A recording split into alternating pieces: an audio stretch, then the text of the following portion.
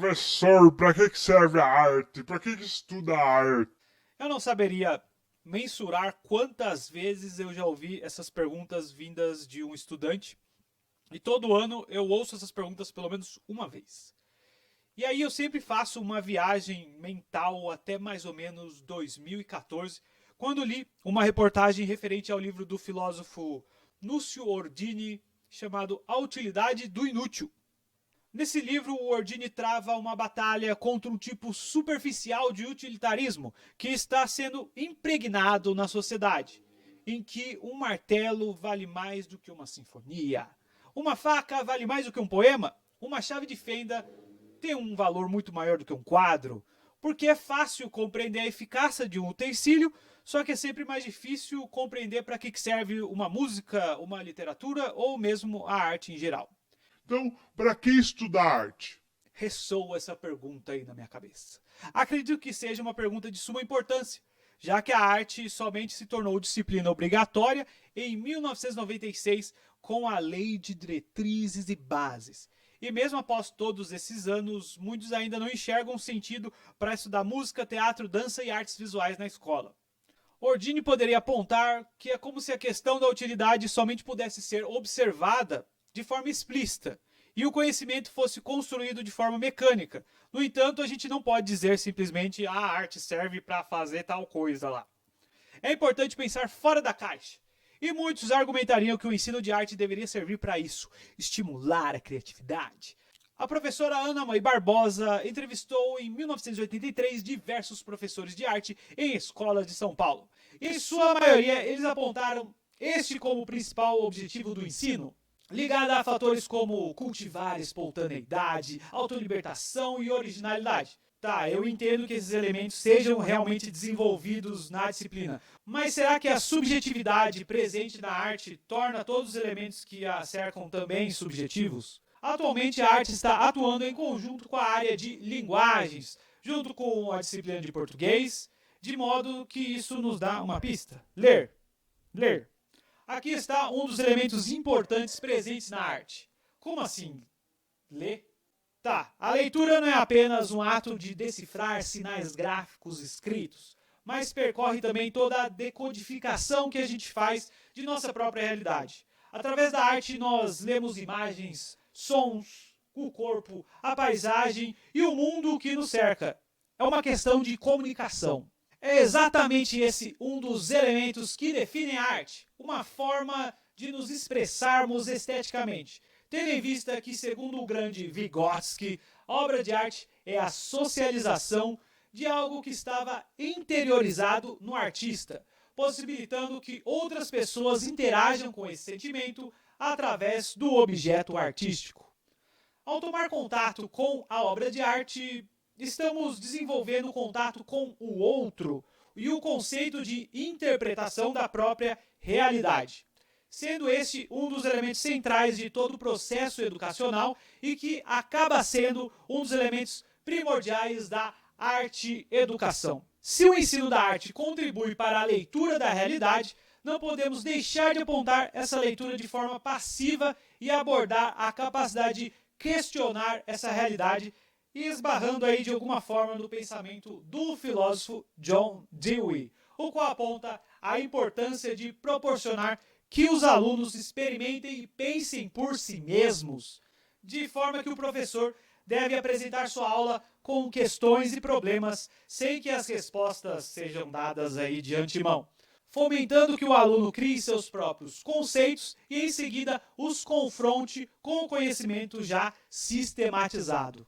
O estímulo à criticidade está presente durante a apreciação de uma obra de arte, pois não temos respostas prontas. No entanto, esse não deve ser encarcerado simplesmente na projeção interna dos sentimentos do ouvinte à obra de arte.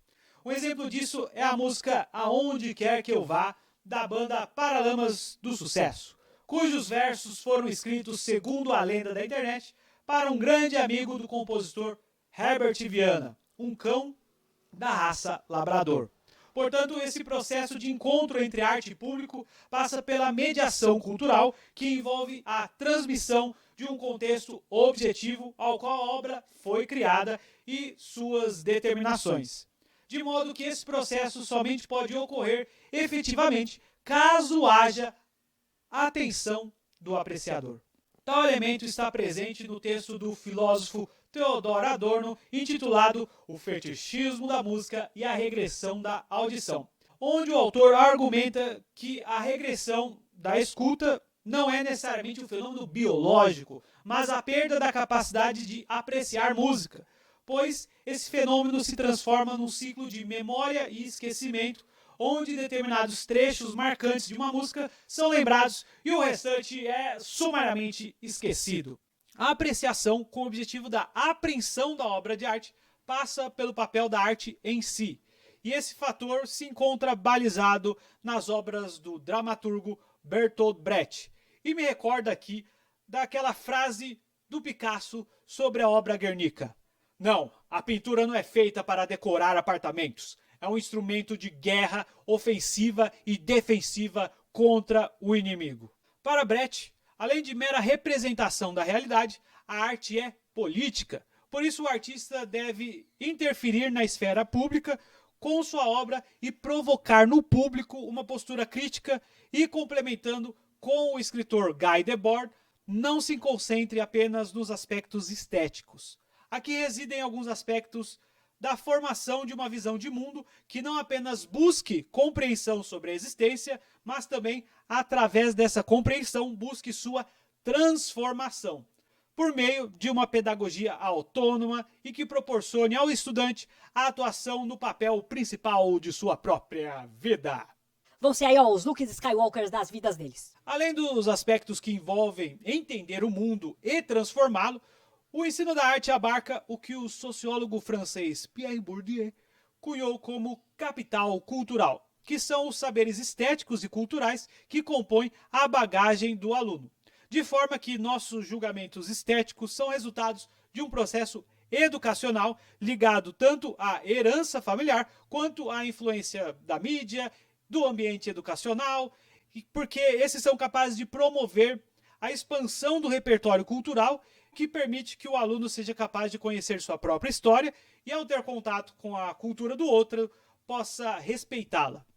Em meu TCC para o programa de pós-graduação em psicopedagogia, eu pude analisar como o capital cultural do discente é capaz de estar relacionado à aprendizagem geral dos estudantes, porque aqueles que se encontravam imersos em um ambiente cultural mais amplo tendiam a apresentar melhores resultados nos processos de avaliação escolar.